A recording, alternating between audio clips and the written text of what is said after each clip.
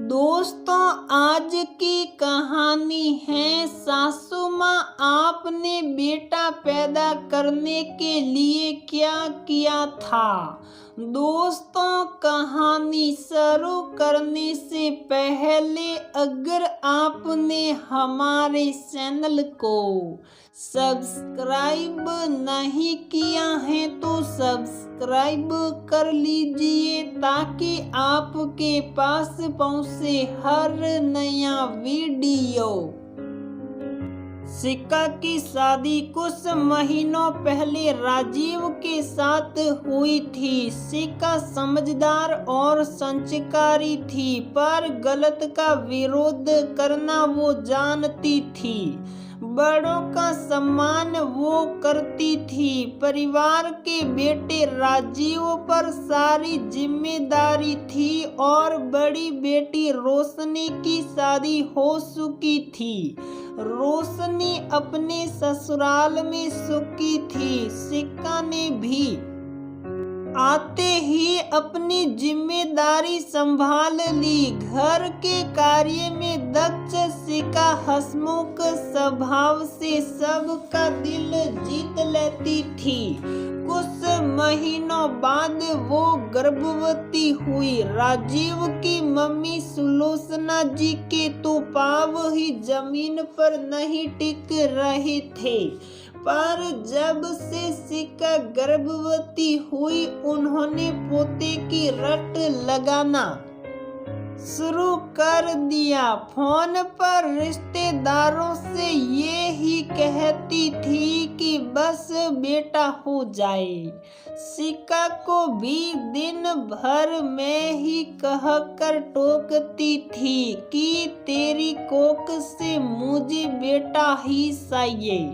पढ़ी लिखी शिखा को 2 दिन भर सासू माँ का इस तरह से टोकना अच्छा नहीं लगता था। उसने राजीव को भी कहा तो राजीव बोले मम्मी है, उनकी खुशी बेटे में है तो है। अब हम उनकी खुशी को रोज टोक कर कम तो नहीं कर सकते हैं। वैसे भी बेटे की चाह किसे नहीं होती है। सुलोचना जी दिन रात ईश्वर से बेटे की ही कामना करती थी। एक दिन उन्होंने घर पर भजन रखवाए और सोसाइटी की महिलाओं को बुलाया। हंसी खुशी के साथ भजन संपन्न हो गए। शिखा ने सबके लिए अच्छे से खाने पीने की तैयारी की थी। सभी महिलाओं ने बेटा होने का आशीर्वाद दिया। सुलोचना जी भी गर्व से बोली, शिखा मैंने भी बेटा पैदा किया था और तुझे भी बेटा ही पैदा करना है। सासू माँ की बात सुनकर शिखा से रहा ना गया। आज तो उसकी जुबान खुल ही गई। उसने भी सभी के बीच में पूछ लिया, सासू माँ आपने बेटा पैदा करने के लिए क्या किया?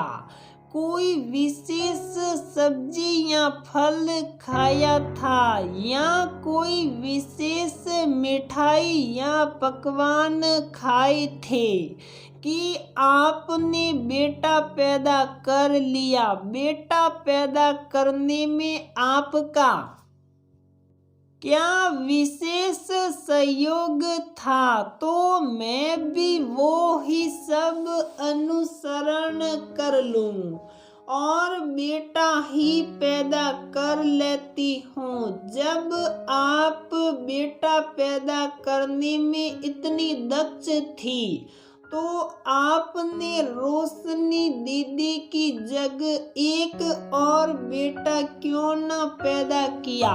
सब कुछ आपके हाथ में था तो आपको रोशनी दीदी को तो पैदा ही नहीं करना चाहिए था। सिक्का, ये कैसी बात कर रही हो? बेटे ऐसे ही पैदा नहीं होते हैं, बेटा हो या बेटी, ये हमारे हाथ में नहीं होता है। सुलोचना जी बात संभालते हुए बोली, मम्मी जी आपने बिल्कुल ठीक कहा। गर्भ के अंदर बेटा हो या बेटी ये हमारे वश में नहीं होता है।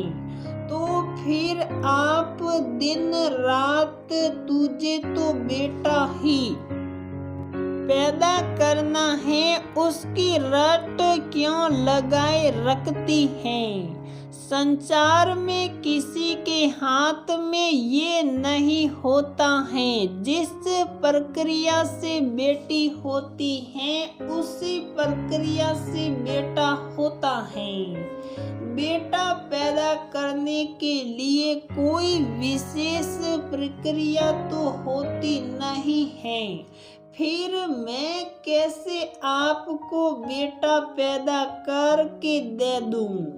ये तो आप भी जानती हैं और आपने तो बेटा और बेटी दोनों को जन्म दिया है। तो मुझे बताइए कि जब दोनों गर्भ में थे तो आपको पता था कि बेटा है या बेटी? ये हमारे हाथ में नहीं होता है, फिर भी मानसिक और सामाजिक रूप से हम तनाव और दबाव का माहौल बना देते हैं कि बेटा ही होना चाहिए। जिनके बेटा हो जाता है उन्हें लगता है उन्होंने महान कार्य किया है। उन्हें लगता है हमने बेटा पैदा किया तो बहू भी बेटा ही पैदा करेगी, जबकि उन्हें भी पता है ये ईश्वर की मर्जी से हुआ है। बेटा पैदा करने में उनकी कोई विशेष भूमिका या प्रयत्न नहीं है। बेटा पैदा करने के लिए कोई विशेष मंत्र या पूजा हो तो मैं वो भी कर लूं। ऐसा कुछ तो जरूर किया होगा जो आपने बेटा पैदा किया है। सिक्का की बातें सुनकर सुलोचना जी को अपनी गलती का एहसास हुआ। उन्होंने उस दिन के बाद सिक्का को टोकना बंद कर दिया।